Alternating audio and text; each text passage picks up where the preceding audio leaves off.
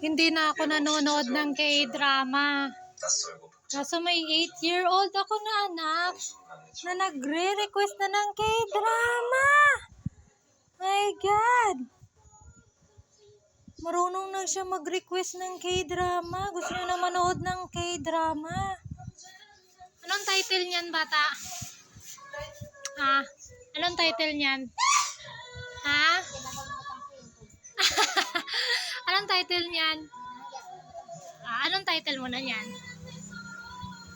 Oh, nagre-request na siya ng 18 again. Panoodin daw namin. Diyos mio. Yung anak ko marunong na mag-request ng K-drama na series. Taray.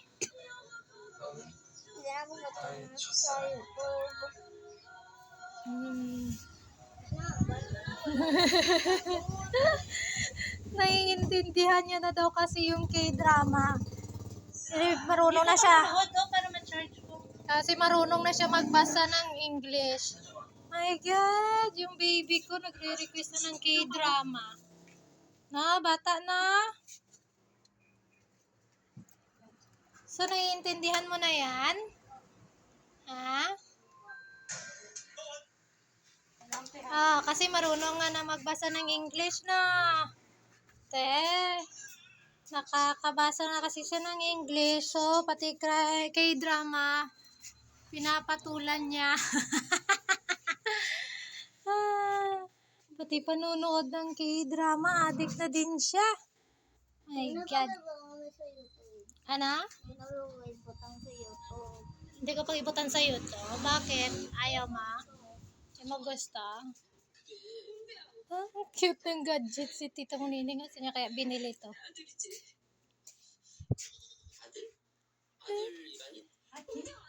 Diyos ko, addict na siya oh. Kasi kurik-kurik na siya magtanaw sa K-drama. Layo-layo ang screen be.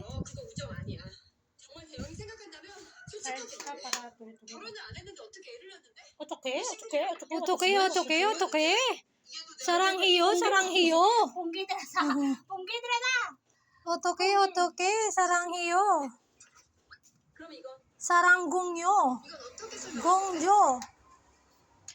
My God. Layo-layo natin ang screen.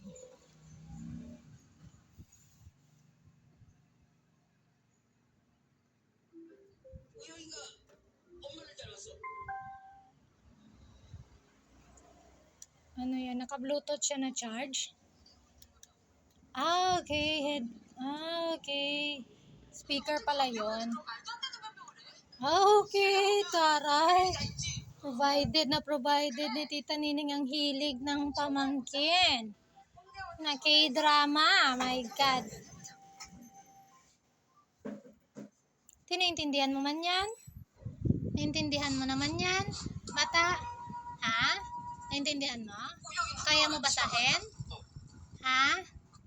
Wow.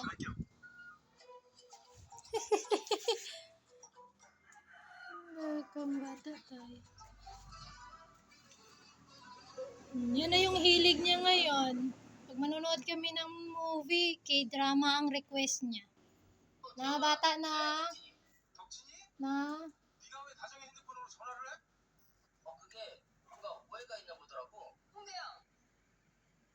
정대정. 나 보호영 알지? 보호영? 알지? 덕진이 아들이잖아. 너랑 똑같이 생겼던데? 솔직히 말해, 걔 아들이지? 뭐? 너 지금 그걸 질문이라고 하냐? 그게 아니면 아니 어떻게 덕진이 얼굴이 있어?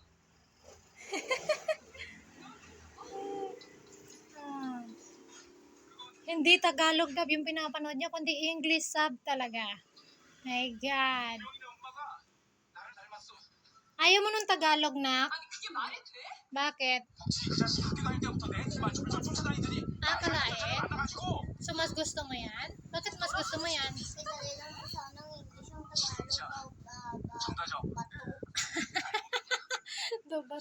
Mas nahirapan ba siya magbasa ng Tagalog kaysa sa English? Lukong bata ito ay. Bay na. Pero hindi mo man na perfect ang English nyo. Kala ko ma-perfect mo yung English nyo. So, hindi niya na perfect. Hindi alam kung ano yung cam. Bye-bye. Bye.